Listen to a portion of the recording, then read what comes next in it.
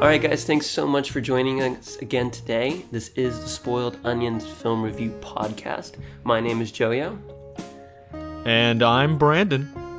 That's right. And we're here today to bring you another excellent movie review about maybe an excellent movie, maybe not. What is our movie today, Brandon? Today is the Polar Express. Yes, I think we're both pretty excited about this one. Yeah, man, I can't wait to go out with my Josh Groban, get real nice and close to the mic with the children sleeping. You're gonna hear that melody a whole lot if you watch this movie. That's actually really good. Well, thank you. I'll burst it out a few times here and there. Oh, yeah. No, that's something we're definitely going to talk about because the soundtrack is excellent. But anyway, let's cue the trailer.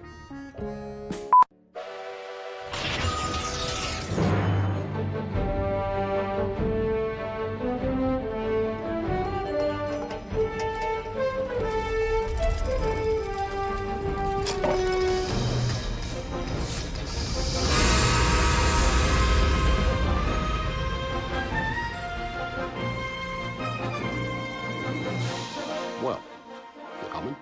Where? Why, to the North Pole, of course. This is the Polar Express.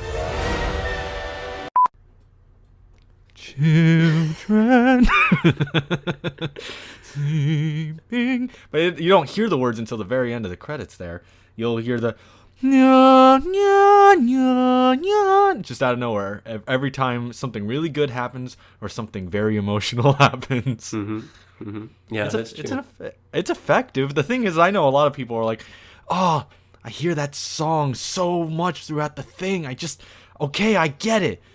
You mentioned how it has a nice soundtrack and all. I do love it, but it is limited, I guess you could say. That's fair, and I'm sure we'll talk more about that. But yeah, let's dive in a little bit with the plot. For those of you who don't, when did this movie come out? Do we have 2004? Okay, 2004. Wow. I think I saw it in theaters. I don't remember, but I think I did. I don't think I did, but I don't know. It's hard to remember that far back. How old was I? What was like 7? 7. I was 7 years old when this movie came out. I don't think I saw it in theaters, but I may have seen it on DVD or something like that. Yeah. Okay. Yeah, I think it was 4. But boy, so it was an intense experience. Back then, Christmas actually existed. It doesn't. I don't know if it's just Florida and it doesn't exist in Florida. But you never get. Like, really, think about it. Are there any Christmas movies these days? Name the last Christmas movie that's come out. Well, that's not a horror movie. Well, they just released that Fat Man movie. Did you see that? Fat Man? Yeah, it's like Mel Gibson is Santa Claus, and it's like a rated R movie, and a hitman is hired to take him out. That's a horror. That's a horror movie. No. It's just like it's supposed to be like a dark comedy, I think. Name the last Christmas spirited movie. You're right. That proves my point, actually. No, you have a good point. I think there are no Christmas movies anymore. Well, yeah. Well, in fairness, it's like Christmas songs, where even if they do come out, it's hard to reach the status of endearment to where you're always listened to or always watched every year. Oh, yeah? And I think Polar Express is, or at least should be, one of those films that is a Christmas classic that is watched every year. But yeah, I mean, in recent years, I don't think we've gotten a film like that. I think last year or 2 years ago that they did the Grinch remake with oh, yeah. Benedict I haven't Cumberbatch. seen that one, actually. Yeah, me neither. But I mean, that's another reason why Christmas movies haven't come out, is that it wasn't even advertised that much of a Christmas-like movie. It really was like The Grinch, and I saw a bunch of snow. Didn't say anything about Christmas. I was thinking, like, is this even about Christmas? I don't know. I think people were just too distracted with Star Wars. That's the main issue. Yep, see, you're already putting me down that direction. All right, but with that being said, back in a day where Christmas movies actually mattered and where people actually tried to make you feel something rather than just make you laugh the whole time. What is the plot of the Polar Express? Yeah. Yeah, so the plot, it follows the story of a young boy who's skeptical as to Santa's existence. You know, he is kind of mirroring the audience's viewpoint that Santa doesn't exist. And early on in the story, the Polar Express rolls down his neighborhood, and the conductor says, "Hey, jump on board. Let's go for a journey." I'm paraphrasing, of course. Could you imagine? Hey, could just walk in. Hey, come on board. Well, that is kind of how it happened, isn't it? He's like, It you is. coming? It's a little bit like Stranger Danger type of, I don't know. Like, it's not That's teaching totally kids. what the kid felt like. He's just like, no. Yeah. He's just like, suit yourself. Got a lot of hot chocolate. We got a lot of candy. We're going to see elves. We're going to have Christmas. We got a lot of things in here. Really nice stuff. It's nice and warm. Warmer than in your house. We're driving away. Uh-oh. Yeah, we got him. That is what it feels like. It's a little creepy, but alas. That's what happened. Alas. Okay. But yeah, he gets on the train, and the rest of the story is really, the bulk of it is their journey to the North Pole. Or at least that's what we as the audience assume, because it's never really stated. Or Yes, it is. Well, okay, it's stated, but we're meant to the North Pole, of course. We're meant to be skeptical. This is the Polar Express. Oh, right. Okay, right. That's fair. We don't know if they're actually going there. Exactly. Kinda But yeah. scary. But yeah, so basically a lot of different adventures occur on the train. He meets the legendary hobo, which I'm sure we'll have to talk about. Yeah. And eventually they do get to the North Pole. They have a couple more adventures, and he finally sees Santa. And that is I don't know why I'm laughing so hard at the legendary hobo part. the legendary hobo. You summarized the whole journey from him getting onto the train to the North Pole with he met the legendary hobo. People who don't see this movie are just like, what are you talking about? what adventure are we talking about here? That's fair. He met the legendary hobo. We'll get into it, folks. We'll get into it. Sure. But yeah, and I mean, I don't want to spend too much time in this phase, but yeah, there's a lot of different adventures that occur on the train. And honestly, when I'm watching it this time, like at least 20, I'm throwing this number out there, but 20 different times people almost slipped off this train. And I'm just thinking to myself, if I'm on a train, how likely am I going to accidentally slip off? But this is like happening throughout the whole film. Anyway. Could you imagine? I know I'm already jumping way deep into plot. Could you imagine what the kids felt like when they were on the ice and the train was going round and round and drifting? Like the kids that were left in the cart. I don't know, right? man. The know-it-all kid. Like, wow! I mean, the train actually ended up in the water, the back ones did, when they got back on the rail. Yes. It got underwater. I mean, what were these kids thinking? Like, this is it! This is it! Yeah, I we think have no idea what's going on! I think I mean, this story is meant to be fantastical in the sense that this stuff doesn't really make sense. Like, I mean, the danger level that they're exposed to on this train is insane. Like, that whole scene where they're practically going down it's, what is that even? Because like a 90-degree slope? I don't even know. It's just like straight down. A roller coaster train. And there's like tracks missing. I don't think Right. that's, yeah. Their insurance policy must be pretty good. I don't understand. Part of me thinks like, okay, if we get into the aspect of whether or not this is real or a dream, right? Mm-hmm. It's funny because it's just like, well, clearly it's a dream. Right. It's just like, well, Yeah. there are some things in the story that make you go, well, wait a minute. Is it not? Is it not? If it's not, then it is kind of comedic in the sense of how fantastic and like what is going on kind of thing. Yes. Where the track is out of nowhere missing and they're flying for a moment, or they're going on ice and all that stuff, and they're riding on ice and there are no tracks and you're swerving and driving the train left and right as if that's how it works. I don't think that's how that works. Yeah. But either way, what would you say then?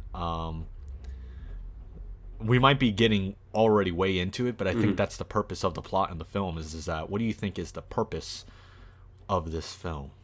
Ooh, we're talking about the purpose already? Okay. Yeah, well, I mean, unless we want to get more into the hobo. Well, listen, we are the definitely... legendary hobo. We're definitely going to get into that because I think that's central to... I think that's a big part of the story. Oh, yeah.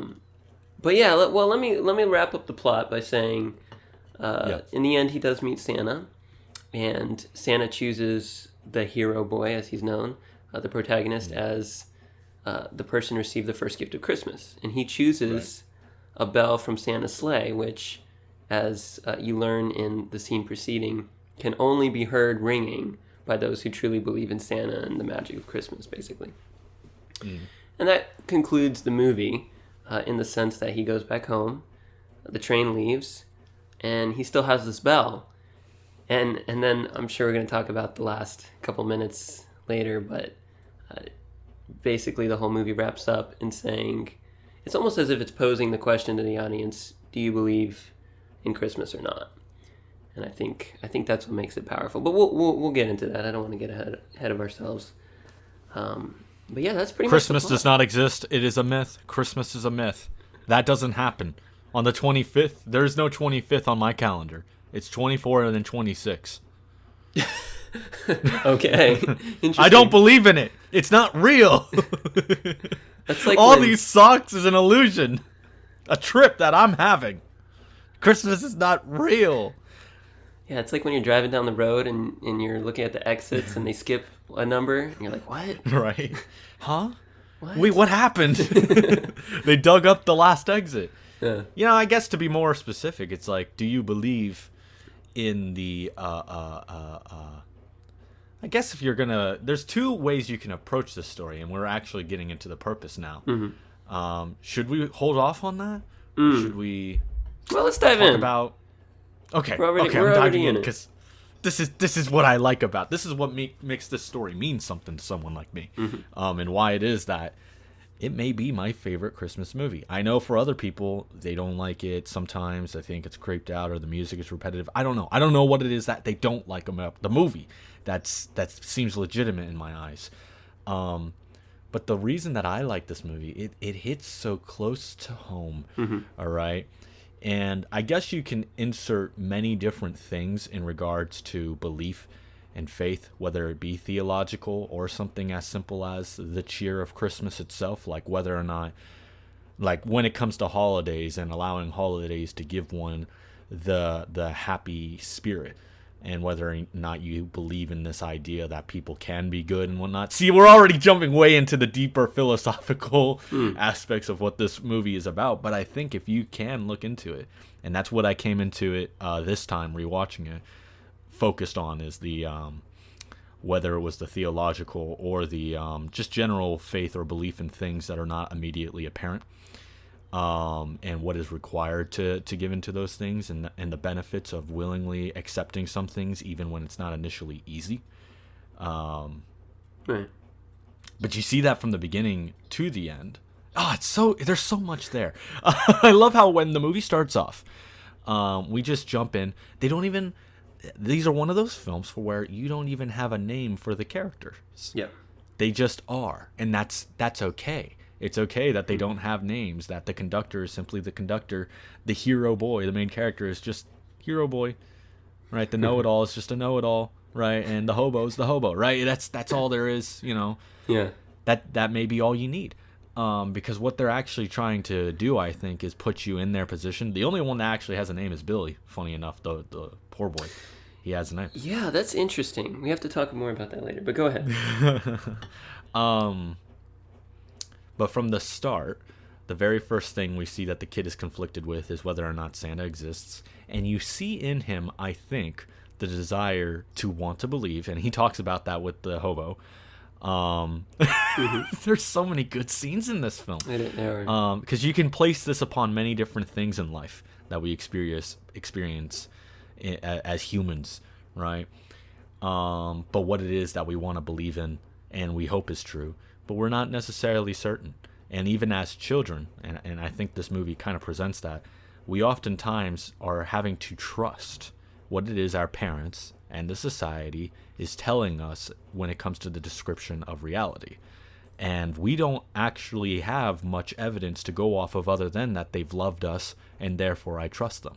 When my parent says the sky is blue, right, and they call it blue, right, I believe them. But Right. when I've never seen a blueberry before and they say, oh, it's these berries that are blue, I don't question it. I trust them and believe them. But then as you get older, the more difficult it becomes to simply trust what people tell you, because you start to learn that people deceive you and people can lead you astray into one direction, or you're getting swindled. The hobo says it. He's like, you don't want to be taken for a ride, right? Because it has happened in our lives where somebody is lying to us and lying to us very well just for us to be disappointed with the fact that they were lying us and they were just wanting us to believe something for their own purpose. Well, when it comes to things like in science or the government, whatever it may be, we'll take what they say at face value, or rather, when we're younger, we may trust what they're saying, but as we get older, it becomes much, much more difficult to simply take what they're saying at face value, and you're almost always living in a doubt. Yeah. So Christmas, this is where Christmas comes into the picture, is for where people, as they get older and they become more begrudging and perhaps sinister and demeaning towards the things that when they were a child they were almost blissfully ignorant to, of the bad things and the manipulators and the liars of this world, right? As you get older, you kind of look at Christmas as being just, well, it's just a thing we do. I'm not necessarily more happy at this day of the year. It's just something I have to do because my culture's doing it. The magic that you felt, the magic, quote unquote, this woohoo, jumping out of your seat joy on Christmas morning is no longer there. And it's no longer there because of the way what you've become and how you see the world. It's no longer there. But as a kid, it is there. It is there as a kid. So I'm already going way deep into it, and there's a lot of different areas you can go with what the metaphors of this plot is talking about. But I think the reason that they keep it down to the Christmas spirit, and especially with the last line of dialogue coming from the boy, and the fact that the parents can't hear the bell ringing, says something a lot about what it is they're talking about. And beyond simply the belief in something particularly, I think it's the idea of hope and the willingness to hold on to what is true and what is good, even when everybody else is disbelieving in it, and holding on to those things that give us that magical, joyful feeling in life, even if it's something that you have to go out of your way to feel, even if it's not what is legitimate throughout the year. Christmas is perhaps, at least for me, is the only holiday that incentivizes me to say, put beside all the messed up things in this world and hold on to the hope that things can be better, we can be charitable, and we can be loving to one another, even if we weren't every other day this year. That's what the Polar Express means to me. Children sleeping. Okay, sorry. Wow, that was good. All right. Well, thanks for joining us today, guys. Yeah, I know. We just summed it up. We summed it all up right there. That was one very foul good. swoop. That was good. It was all right. I love that. I think you perfectly captured what this movie is trying to achieve. And I can't add anything to it because that is beautiful. That is. I think it's. Go ahead. It was its goal. It was definitely, if I was to look at the director, and I listened to a couple commentaries before we started today, because I'm just interested as to, because, it's not like the book. There's a book, right? Yes. And the book talks about the fun journey, and it talks about the bell, and how you can hear the bell and all if you believe in him. And I remember as a kid being read the story, and I could hear the bell, even though part of me was just like testing it, like, I don't believe. I can still hear it, right? You're saying the book came with a bell? Yes. Oh, that's actually an cool. Illustrated book, yeah. I did not know where that. you shook it, and it came with the bell from like the movie. Yeah. And all the kids in the room could hear it. We were just like, whoa, I could hear it, right? I think some kids were playing around like, I can't hear it kind of thing. But clearly, in an objective sense, it's just a bell. But it was a nice way to immerse yourself in the story. That's cool. But the book doesn't touch on all the things that happen in this movie. There's no drifting scene or something like that. It's just it's basically just a zoomed out concept art of what all happens in this film, kind of. until you get to the Santa part with the bell, and I think that's the similarity. And then they go home.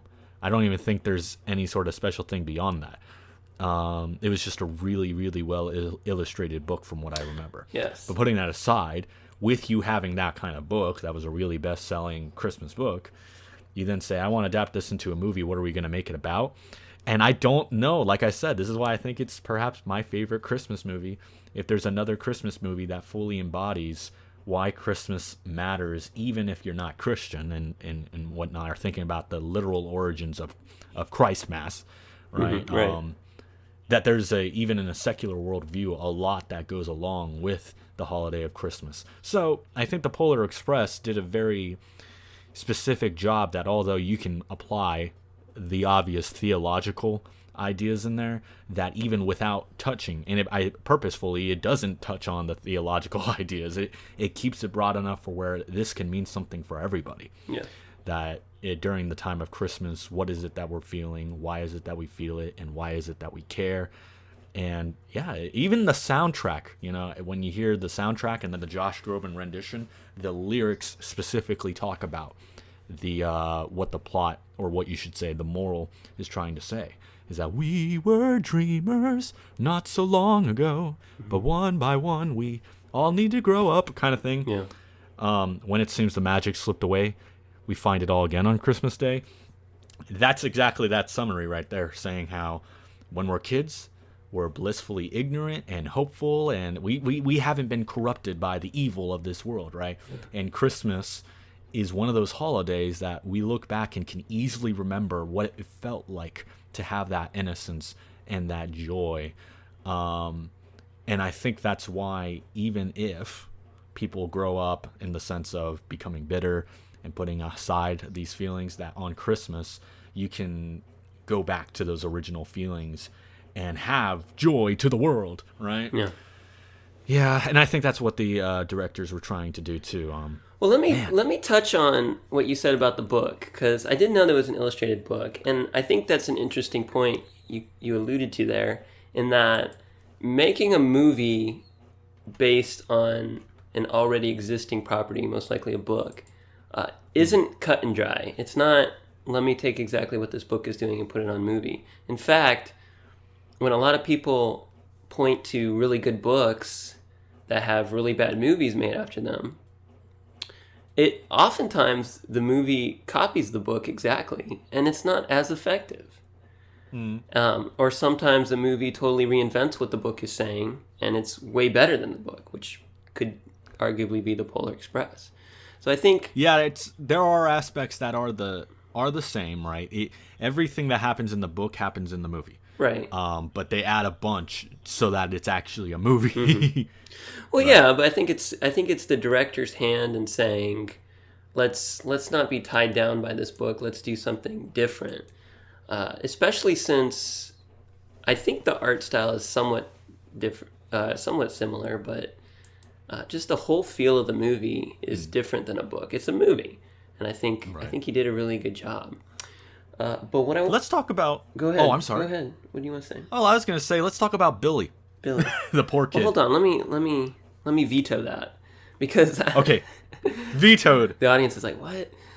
No.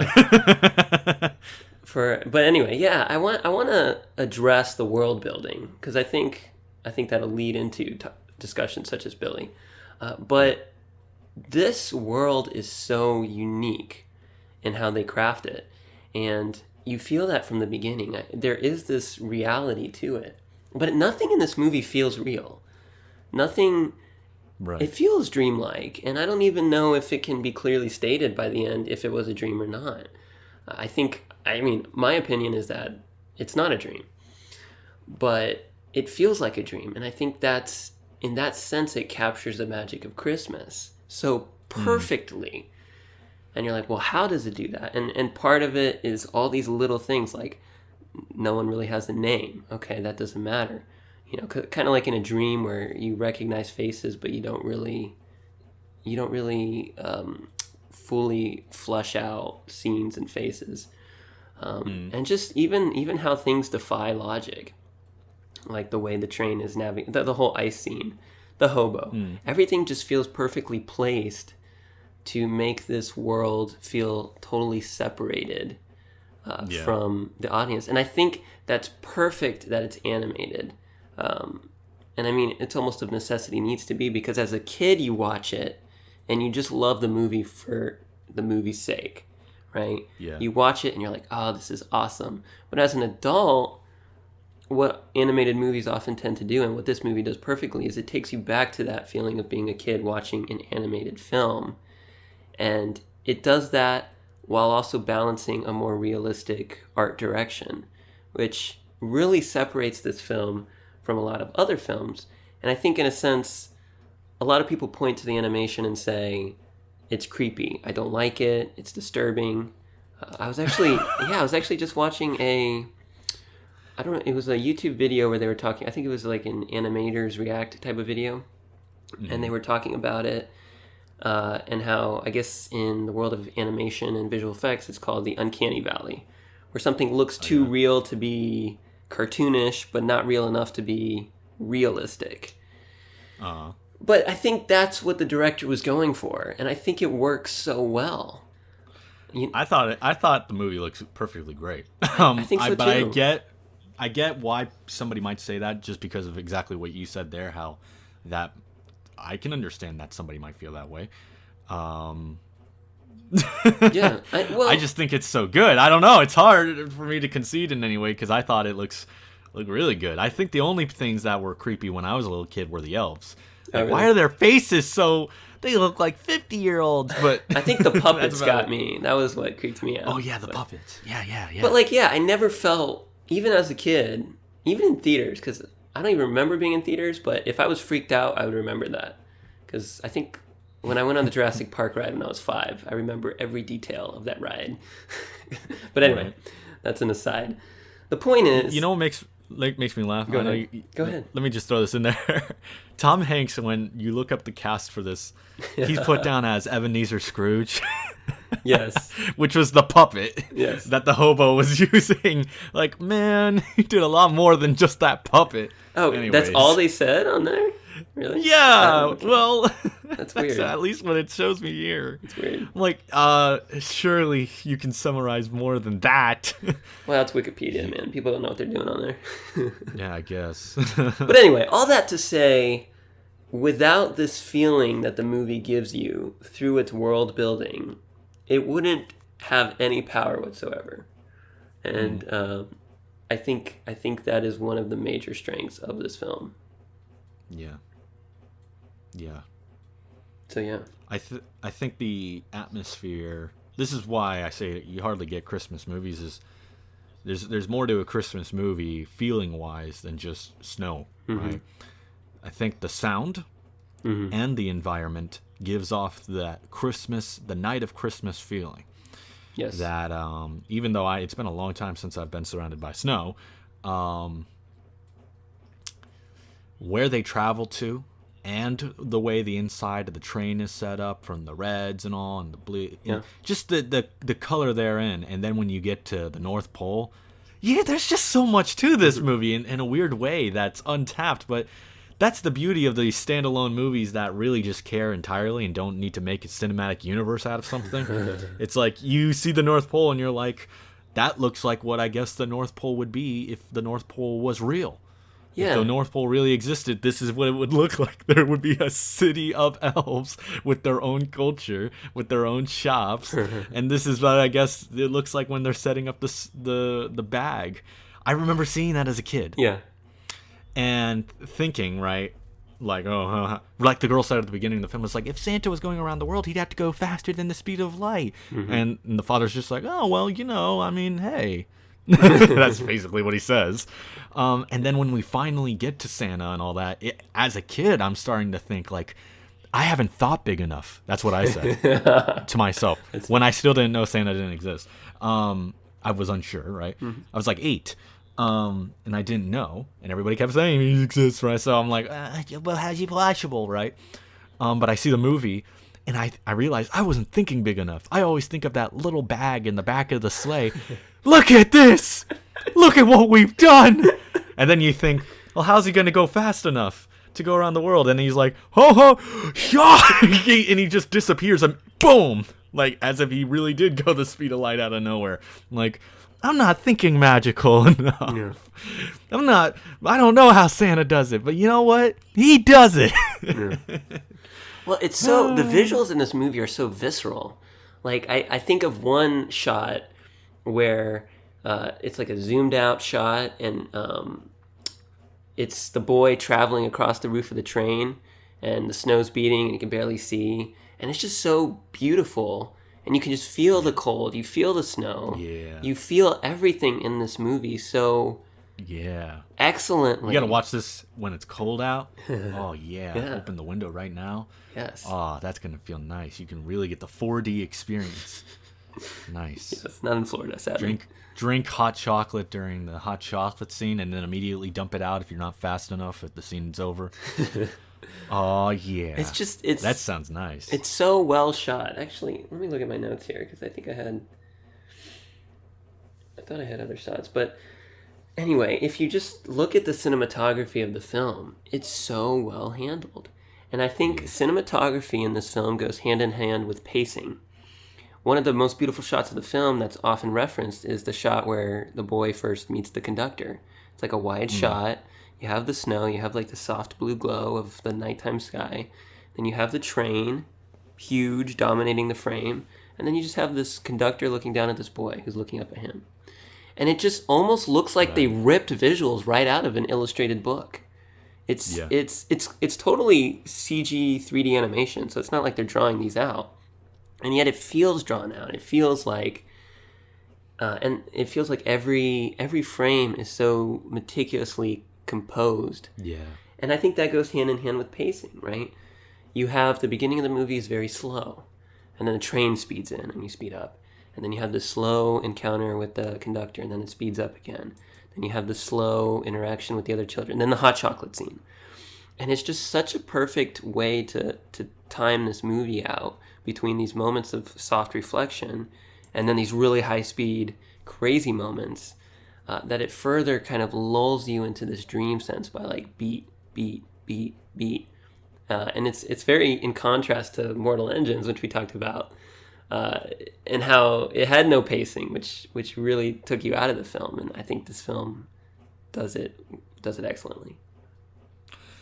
Yeah, I was just looking just now to see who the director of this film was. Yep, Robert Zemeckis. Wow. I didn't know what all he made. Oh yeah, man. I didn't know who the director was. I'm like, wow. He's an OG. Wow. He is, clearly, because I was thinking about a lot of the shots and how absolutely well thought out, like you said, like a frame is an image of itself, a painted canvas that, even for simple scenes, is very, very intentional, and it feels timeless in that way. It feels timeless. He also made Beowulf. I like that one. Yeah, that's a controversial one too. I need to watch that. I know a lot of people didn't like it, but when I was a kid, I was confused. Now that I'm an adult and I saw it, I was like, that was really good. Yeah. That was really good. Yeah, it's on my list. He did a couple great ones, and of course he did Forrest Gump, and I'm like, wow. Yes. Director-wise, he's produced a whole lot more, but and he did the Back to the Future 2 and 3. Yeah, he also did this movie called The Walk, which I randomly saw. Normally I don't just randomly watch a movie, but I randomly saw it. Oh, it was so good. I didn't see. I haven't seen it. Maybe I gotta see it. We're gonna have to do that one because it's such a stripped down film, and it's got what's his name? The actor. Right. I know what you're talking about. Joseph Gordon-Levitt from Inception. Yeah, the guy you like. Yeah.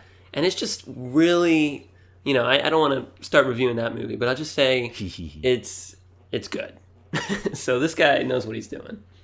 Well, I'm glad that he is an acclaimed director because, he has a whole lot, and producer, because he has a whole lot under his belt. Yes. And some that are just very straightforward, like Forrest Gump to Castaway and whatnot, very character, personal based without that much. You don't need a bunch of music. You don't need a lot of craziness going on. You can just hold on to the character and have a ride in and of itself. And then he has super animated things like the Who Framed Roger Rabbit, Back to the Future, Polar Express, Beowulf, right? So I'm like, wow, Like, this guy has that diversity. I love this movie, I'm telling you. I don't know why others don't. Well, It's so good. what's interesting about Robert Zemeckis, I hope I'm pronouncing that right, but If you're watching... Nah, I'm not going to go down that road. yeah, let's not beat a dead horse, but he's so... He has pushed animation in a direction that sadly has not been picked up on yet.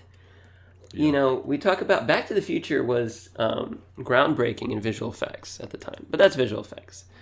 Who Framed Roger Rabbit is, if you actually watch a breakdown of the film, it's so excellently crafted because, yes, it is a mixture of 2D animation with real life, which has been done, but some of the shots they do, I think there's one shot where a 2D animated character is interacting with a real sink and real water coming out of the sink. And it's insane. It's like, how did they, and obviously they had someone interacting on set and then they had to like paint them out of the composition and put it's crazy. It's crazy. Yeah. But then what's beautiful is he's coming in and making The Polar Express and Beowulf, which are films that really aren't meant for kids. Kids can watch them, that's fine, but kids are not the target audience, which is what most animated films go for. And that's the thing. I think the Polar Express did care about, bringing kids into it, but I think it is somehow almost more enjoyable as an adult than it is as a kid. Well, and that's the thing, though. Like, my drawing teacher was talking about this, how his major issue with animation in America is that it's taken so childishly. And that if you go to Europe, especially Japan with anime, I consider anime to be, it's a very adult thing. Right. Right. And Europe as well, where their animated productions have just as much clout as a feature film does. It's not like in America where you have like 3 animated movies come out a year, and one of them's The Incredibles 2, and people might point to Spider-Man Into the Spider-Verse as, well, that's proof that we're moving away from that. I disagree. I think that movie is geared towards kids. It's visually stunning, but it's still not an adult movie in the sense that The Polar Express and Beowulf, and I think he did A Christmas Carol one too, are. And yeah, I just saw that. I was going to bring that up in a second. Yeah, well, that one, I haven't seen that one. I have to watch it, but A Christmas Carol is actually going to add to your point now, but go ahead. Yeah, well, and all this to say that it's sad, especially as someone who is really getting into animation and its uses now. When I animate something, I don't want it to be a childish thing. I don't want it to be something that's specifically designed for a kid audience that an adult's not going to appreciate. And it's almost sad to me to see how when he made these movies, all of them had controversy because specifically because the art direction wasn't geared towards children, Yeah, I remember with Beowulf, even though it's extremely accurate version of Beowulf in the story, that because it's animated, people weren't willing to take it as seriously. Exactly. But because it was so adult, that it wasn't... people are like, oh, it was animated, yet it has all these adult scenes and all this stuff going on. What's going on here? It's just like... And themes. It's just like, well... animation doesn't have to be limited in these ways. We're the ones limiting it, right? No, Beowulf is great. And A Christmas Carol actually is probably would add to your point even more so, because I remember the first time I saw A Christmas Carol, the Disney one, with Jim Carrey. Yeah. I thought that this is boring. This is not a fun thing. Yeah. It only picks up when he reaches the point of Christmas present. Okay. That's when things get exciting, I guess you could say. But then, looking through the scope of what we're talking about here, it's trying to be as accurate to the novel as possible. And from what I understand, it is very close to being the most accurate. And it is very, very focused on the visuals in the same way Polar Express is, for where the frames will be images and all that. And these are things that kids may not value as much, and they're not going to want to stick around for. But for the movie A Christmas Carol, the Disney one, it may be doing its very best to try to give that story as accurately to the book as possible, while as using the animation for its advantage to fully fledge out that book. yet again, but it'll be marketed as if it's a kids movie because it's animated. Yeah. It's not actually entertaining like it's a kids movie. There's not a lot of music until you actually get into the thick of it all, right? The Patrick Stewart one, the live action one, was probably more exciting than the animation one. Sure. In the sense of I was able to keep up with it, and the pacing was really wanting you to get into the ghosts, right? But the Disney one was like taking its time. Yeah. Yeah, it's very interesting.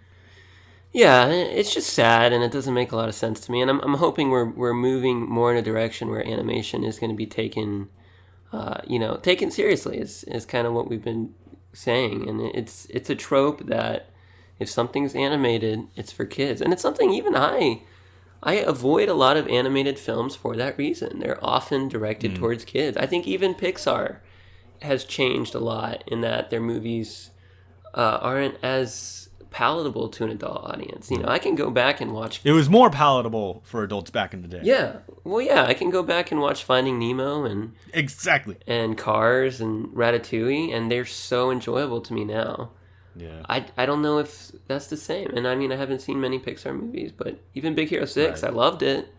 But I don't know if it has that quality to it anymore. And I appreciate directors like Zemeckis pushing that, and I hope we get to see more of that.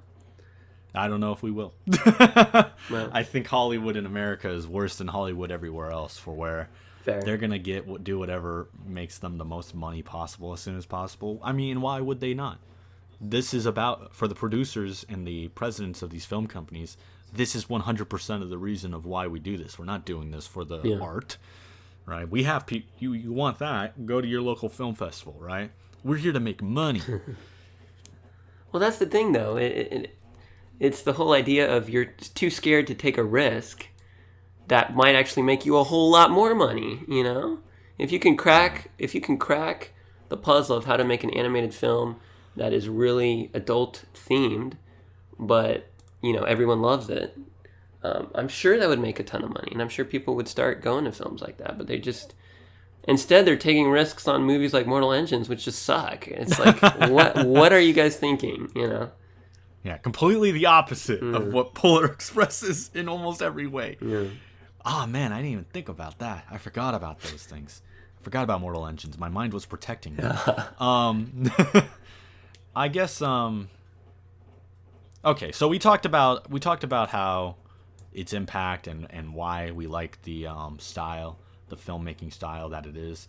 But I'd actually want to go back into the plot for just a second. Okay. And hopefully this might highlight all aspects of what we've been talking about, and talk about the Billy kid, who's actually the poor kid.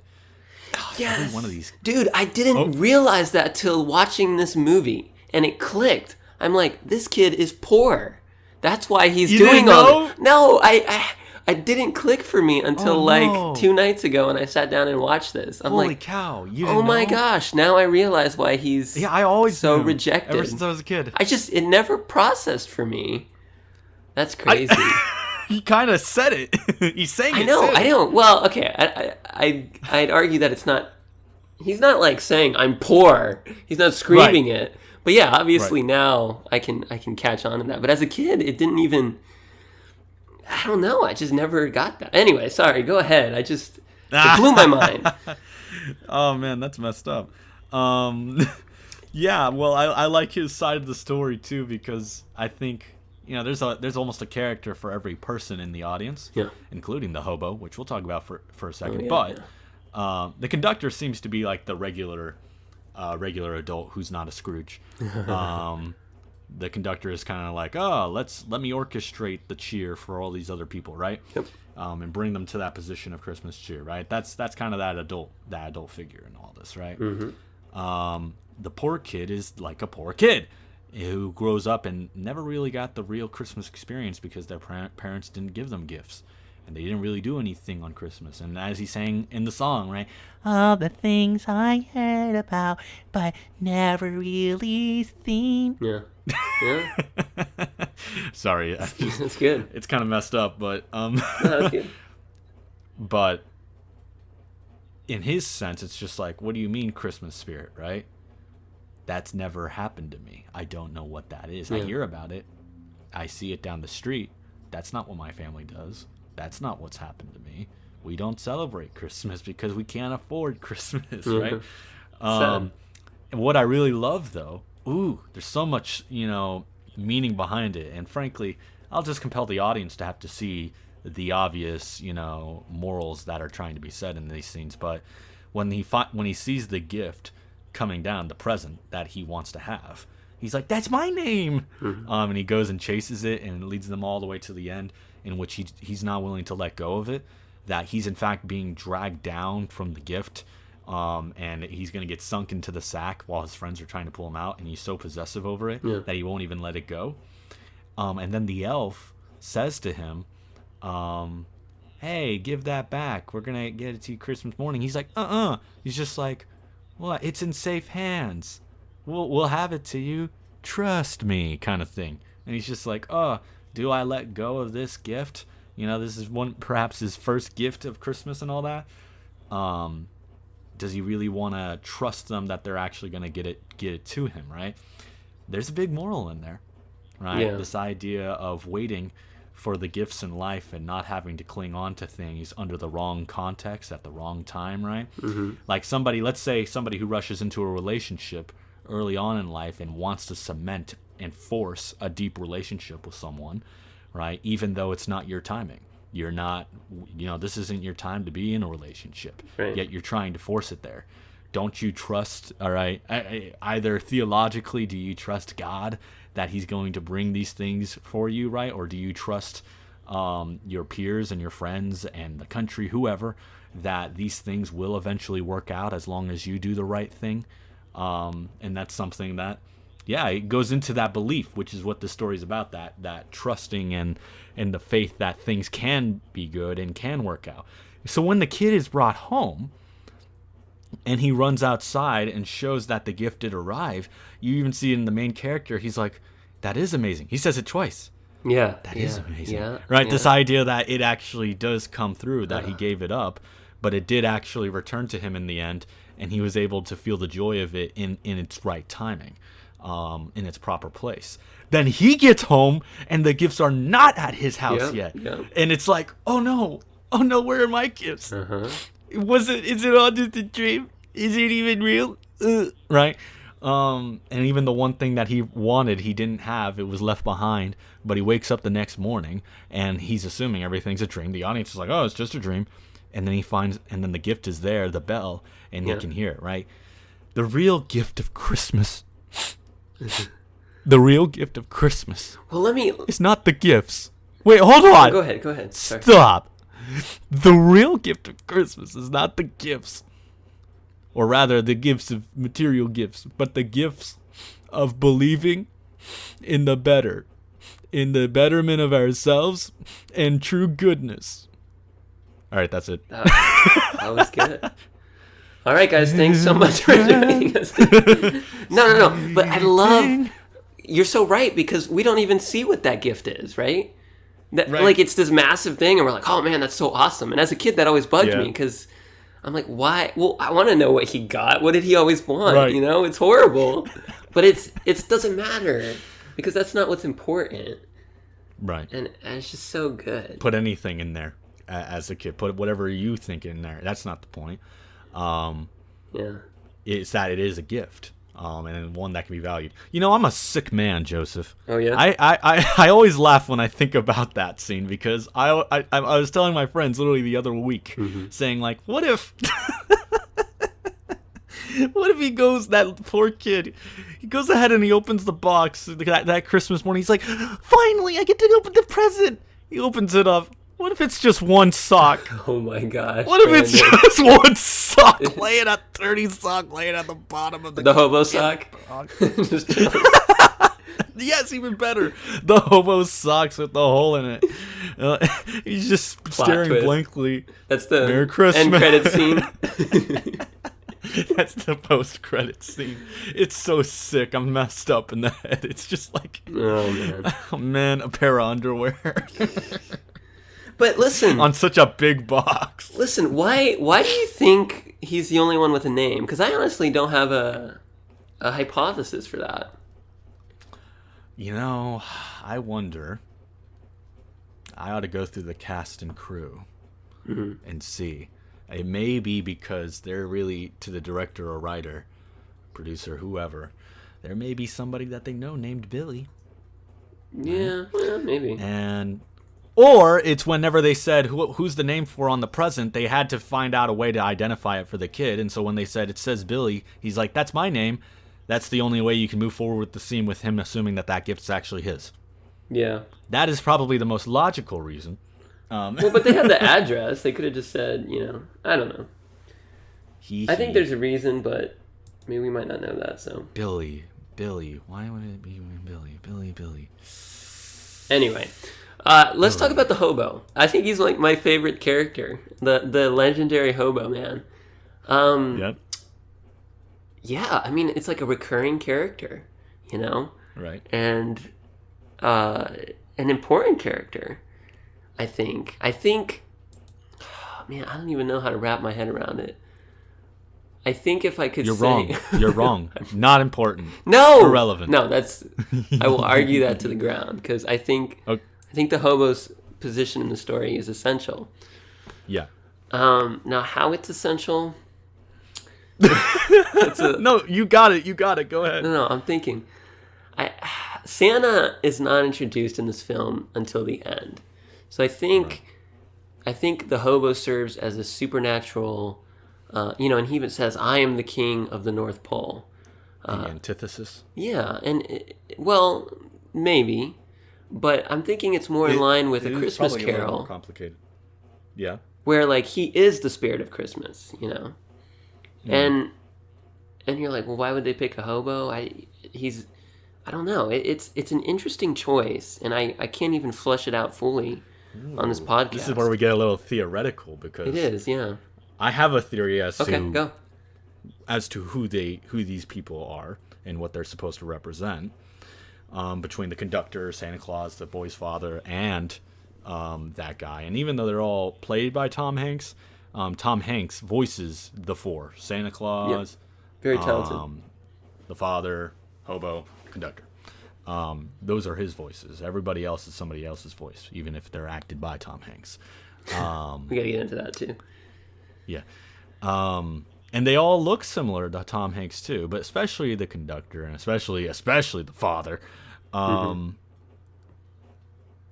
hobo. Let me start with this. I think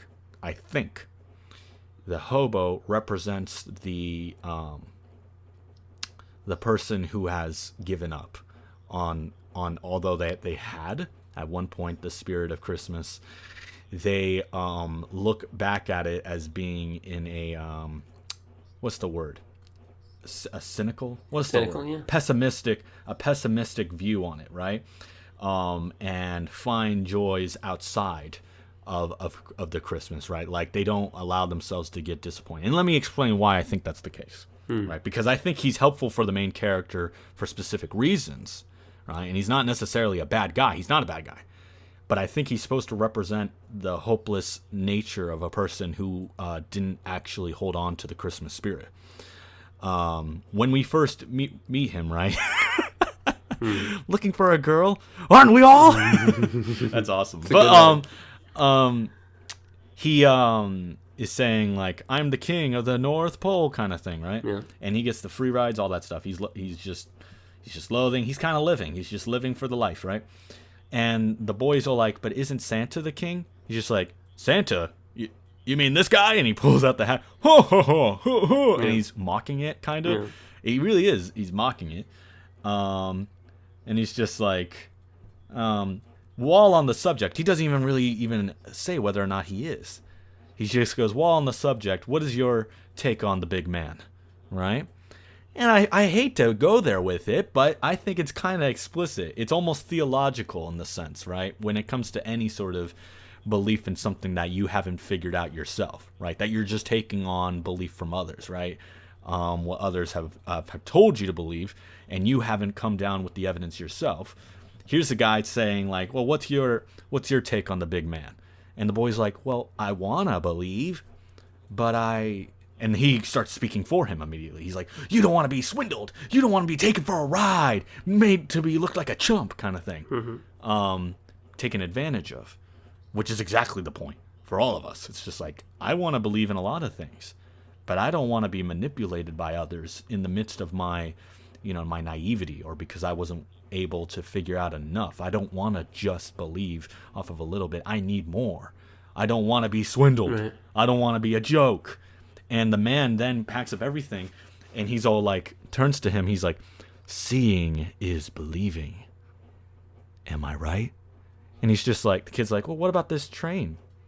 Are you saying that none of this is real, that it's all just a dream? He's like, you said it, kid, not me. And what he's trying to say here is that he is not trying to tell the kid not to believe or anything like that. He is the, I don't want to say devil's advocate. That's exactly what he's I the would say, one. though. I think that's he how probably it's is. Yeah. He's trying to force the kid in a position for where he does need to figure it out. Don't just passively go through it, right? It's like, have you really thought about it? Have you really? Because I think for him, I don't know, it's almost as if he's wanting to push him to the point for where he makes a decision that he's not living in a lack of clarity. Because later on, he's using the puppets, and he then again is just like, you're like me, a Scrooge kind of thing. He's just like, you're I didn't even know what he said when I was a kid. I was just heard him yelling, but now I know what he said. He's like, you're a doubter. You're a doubter. And it's that stereotypical person who is kind of like pushing someone to say that you are like me, for where I don't recognize the significance in those things. That doesn't mean I cease to exist. That doesn't mean, like, there are people out there who do not see the significance of Christmas, and shows that, you know what, everybody's actually kind of like me in a sense. It's just that for a moment they kind of choose not to, right? I don't know. It's kind of hard because he does heroic things too, because he saves the boy at one point, and the conductor says that when he was younger, he almost fell off the train, and it's like, and some homeless guy saved him or something, and the guy was like, a ghost? And he's like, maybe. And I'm like, what Well, and that's the thing, though. Like, I don't think the point is that this is a cynical guy who has lost all belief. I mean, it's obvious he's a supernatural thing, and he definitely knows Santa exists. Like, I think that's not the question.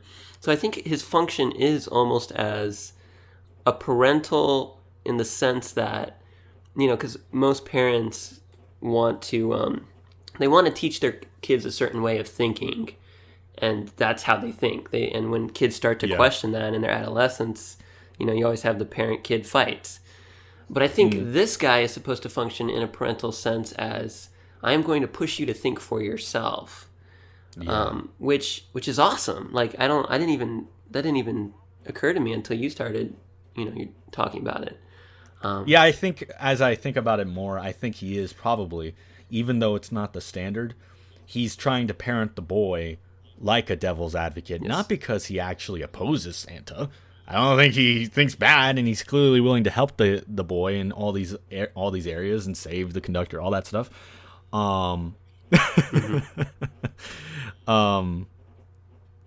It's just that, I think he is trying to say, think, right? Don't just believe. No, you shouldn't just believe. And not that I'm convincing you. Don't believe it because I said something. Exactly. You said it.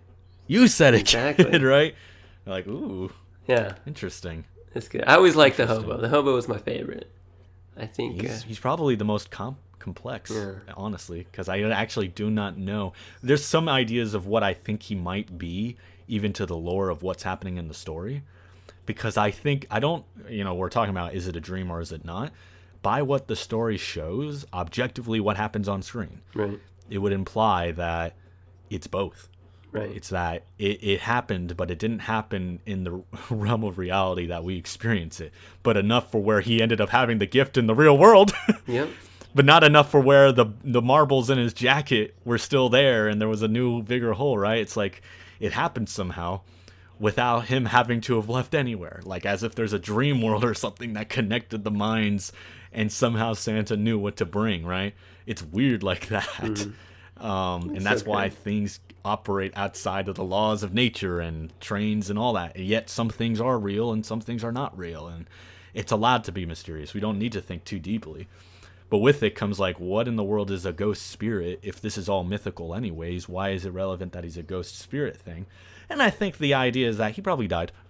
He's probably the ghost of the train. Yeah. It's probably just a poor one of the hobos that probably died on the train, and now his spirit is with the train. But the train is a Christmas train to the Polar Express, so it's like he's a Christmas spirit of the train. That's fair. Yeah. That's good. Well, and another thing, a little tangent. I love the pocket. I love how that's used as like a way to connect the whole story. You know. In the beginning of the movie, he tears it, and the whole rest of the movie, things are falling out of his pocket, which lead to the story being pushed further in different directions. I think that's it's awesome when a story has that very simple method of connecting everything together. I think sometimes in larger narratives, the complexity overrules, and everything gets, like Immortal Engines doesn't have a connective tissue like that. So Not an ounce of complexity either. yeah, well, yeah. I hate to keep picking on it though, but I guess it deserves it. Yeah. So It's just a good example. anyway, two other things. I don't know if you have anything else, but two other things I wanted to touch on were the soundtrack and the motion capture. So yeah, did you want to dive into one first? Okay, I'll talk about, I don't know, the motion capture part is interesting. Yeah. I guess I'll talk about the soundtrack. You'll get to talk about the motion capture. You like animation. Well, gee, thanks. I'll talk about the soundtrack since children sleeping. Man, that's really impressive. You're going to get like a label. Someone's going to hear this and sign you. I can't wait to hear what that sounds like. It's impressive. If I just that one clip, I would think it's Josh Groban. I'd be like, oh.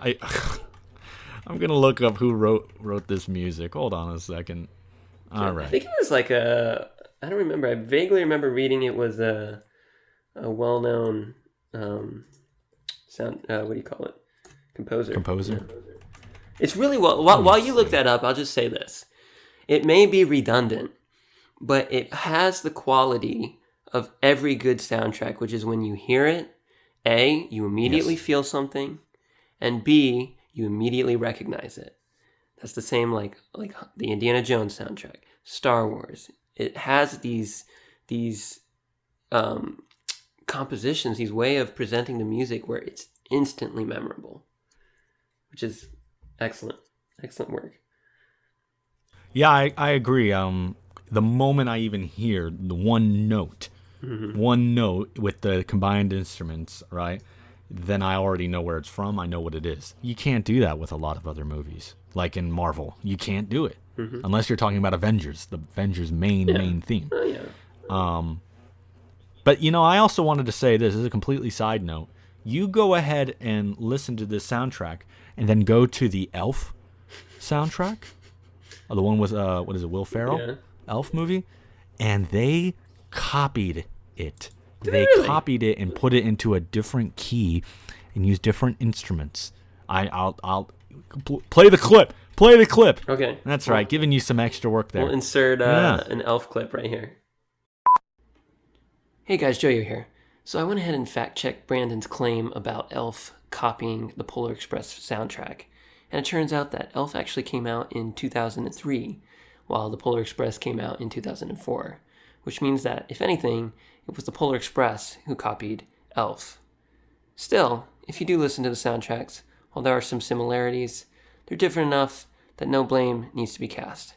Either way, you just heard my co-host Brandon do something quite rare, which is make a mistake. So, feel free to share this episode with all your friends, use the hashtag #BrandonScrewedUp, and we'll see you next time. Yeah. Whoa, look at how similar they sound. That ain't right. That ain't right. I don't even know. Like, I can't... I haven't heard it, so I'm just like... Open another tab and listen. That's fair. You'll know it. You'll know it. It's kind of messed up. It's not perfectly the same. I get it. But it's just like, man, you can't do that. Yeah. Especially when they're both Christmas movies. Either way, I think it's self-explanatory with the soundtrack. I mean, other than the musical, let's talk about that. I forgot. People sing in this film. Yeah, that's a good point. I forgot about that. It's easy to forget that. So yeah, expound on that. Because there's only a couple literal musical numbers, aren't there? But they're so There's the good. Hot Chocolate. and then there's the "It's all I want when Christmas comes down." Yep. And then sometimes the kids will be singing the Polar Express theme, going, "I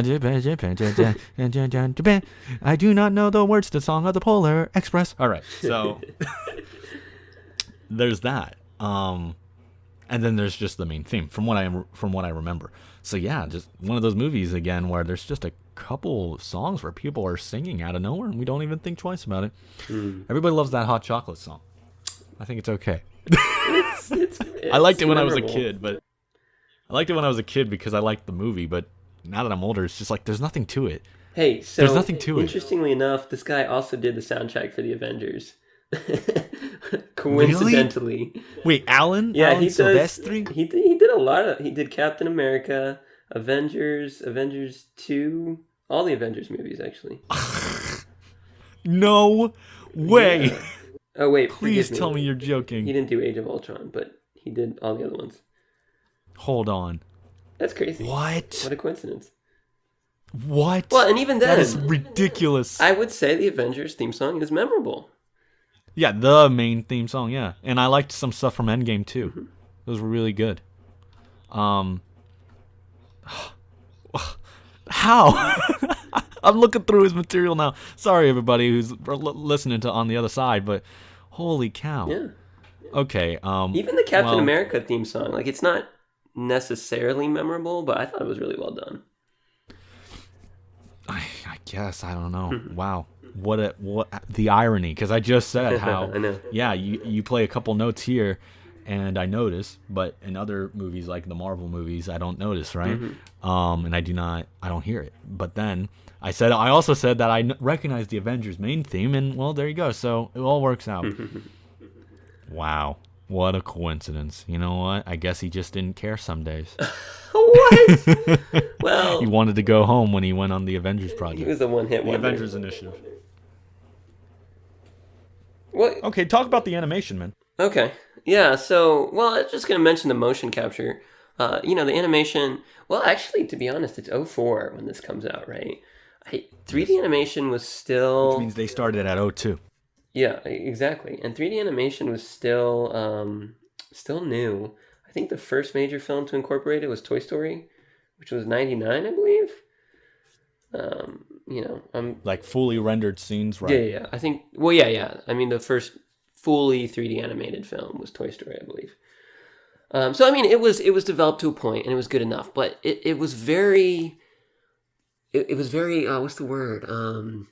It was avant-garde to use this style of filmmaking. And it's awesome because if you look at some of the behind-the-scenes footage, and we might have to link to this in the description, it's just Tom Hanks running around in a mocap suit. And, like, again, that scene I mentioned earlier where the kid's on top of the train, they actually, like, tied one of those bungee cords around his waist and were pulling on him. So it actually looked like there was drag, like wind was blowing against him.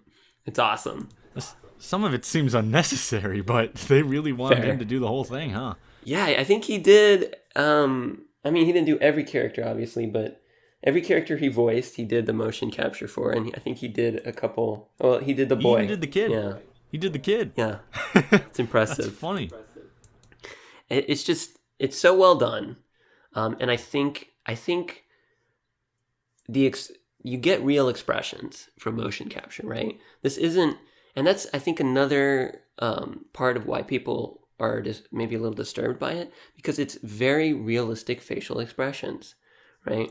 And normally when you animate, you always exaggerate because that's just kind of the rule of thumb. If something, when you're drawing, anything you're doing art-wise, when you exaggerate it, you're more likely to get a more fluid design than if you leave it normal, it's going to look rigid. So in this movie, they didn't have to do that because it's all motion capture technology. And because of that, I think you get a very mature feeling movie, and it adds to what we were talking about earlier, that feeling. And I mean, there's not much to say about it. They did the normal motion capture stuff, but it's really awesome. And I really think, I really think it's interesting to see because games incorporate this style of filming, right? Especially Tim Miller, who kind of pioneered the cinematic cutscenes for games with Batman Arkham Origins.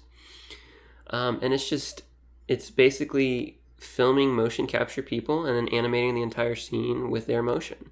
And it looks awesome, and gamers love it. So why can't we have like a Batman film? I mean, I guess they do make a pretty good animated DC, but why can't we have like a fully animated Batman film that looks like a Arkham Origins game, you know?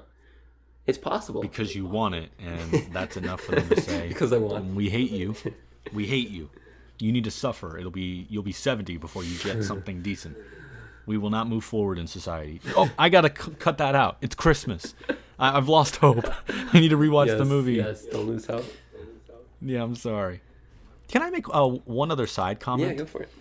When I was a kid and I saw Santa for the first time, I would always say, "It's Jesus." What? I would always say, "It's Jesus. Look, it looks like God." That's interesting. Well, in some because cultures, he was literally glowing. Isn't he technically a deity or something? What, Santa like Claus? At least a spirit. I don't know. I think actually in some cultures he's an evil guy.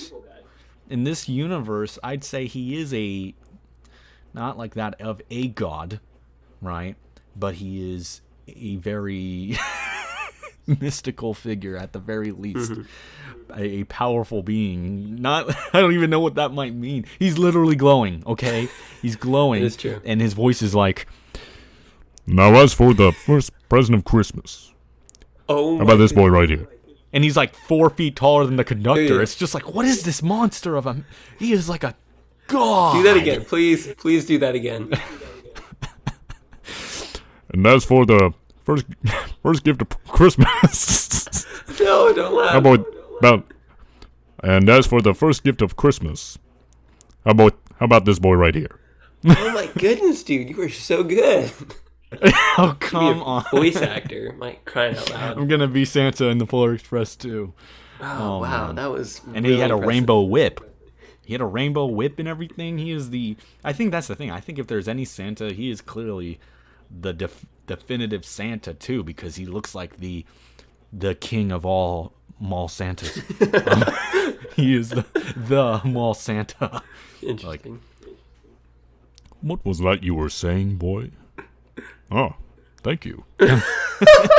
His hat is crazy long. He's glowing. He's not morbidly obese. He's just a little fat. Yeah, actually, he looks pretty cut. He's pretty buff, bro. He's probably ripped. Yeah, exactly. He is glowing. I'm looking over images right now. He is shining. He is shining. This is crazy. Okay. I'm fanboying over this Santa too much. I'm just saying, every time he came on screen, there was a power. I think that's obviously purposeful. Oh yeah. Purposeful for many different ideas that's going on in this film, but it's like, Well, compared to all the other humans we've interacted with, this is the Santa. Oh, you can hear a hallelujah going around him. Oh man. well, and that leads to like I think lighting. You know, we never talked about lighting in the past, but lighting is such an important feature in this film. You know, it's all set at night, so every time there's light, it's a very not harsh, but like direct light. And I think it, if anything, just takes us back to that dreamlike feeling. Even Santa's little glow there. Right, he's literally glowing. I'm looking at the images. He is glowing. Well, but he has radiation. That's something else I noticed. And a lot of the close-ups, especially of the kids, there's not hard edges, right? Like you would think normally a 3D object rendered in space will have a hard edge, but somehow, I don't know whether it was through texturing or how they did it, but I'm pretty sure all of the characters in this film have like a little glow coming off of them. Obviously not to the extent of Santa, but again, another art direction that's just cool. Also, it's smart on the visual designers of this movie. When making a false light, if you will, in an image, whether it is, I'm going J.J. Abrams on this. When you create false light that's supposed to be shining into the camera, it's not just going to be a random glowing light. It's going to have a lens flare. Mm-hmm. It's going to have these flares and whatnot and distortions that only cameras pick up. It's not something you see in real life. But because our minds are so set that when we watch a movie, we see these flares and we see these glares and whatnot and these imperfections, in this animated movie, it constantly shows these glares and these peaks of lighting that will come off as flares and whatnot. And it just shows how expertly crafted this film is made. Yeah. But I'm just looking over a scene right now, just how that's not what it would look like if I was seeing it in person. Of course. But that's exactly what it would look like if it was captured on camera. And the animators go out of their way to make it that way. Yeah. And it speaks a little bit to the technology that was used. It looks like, I looked it up, it looks like they used Maya, Motion Builder, and Cinema 4D to make it. So those were older models, but yeah. So cool. That was good. I'm every year I say this at least to my family and everyone else who wants to listen to me. I say the best Christmas film ever made is The Polar Express, and we should watch it. I always recommend it. So that makes me so happy, Joseph, because I love this movie too, and I don't have a lot of people around me who love this movie. Well, so that makes me happy. It's sad for them, but yes, it is good. Yeah. They don't believe. No, exactly. They don't believe they didn't get their ticket punched. We never talked about that. Should we touch on that real briefly? Yeah, let's go ahead. We'll finish it off with it. Okay. So yeah, the last 10 minutes, the most powerful scene to end the movie is that dialogue where he says, as I have grown old, or he starts it by saying, most of my friends don't remember the bell or can't hear the bell anymore. And he says, though I have grown old, the bell still rings for me. And then you just have the music come in, and that's just so awesome. Oh, yeah.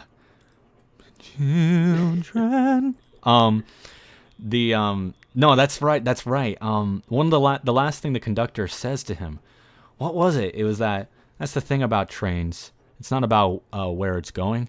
What matters is if you get on, is that you get on. That's true.